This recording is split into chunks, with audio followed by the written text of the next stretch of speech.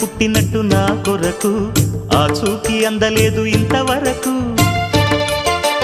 వచ్చింది గాని ఈడు ఒంటి వరకు వేధించలేదు నన్ను జంట కొరకు చూశాక ఒక్కసారి ఇంత వెలుగు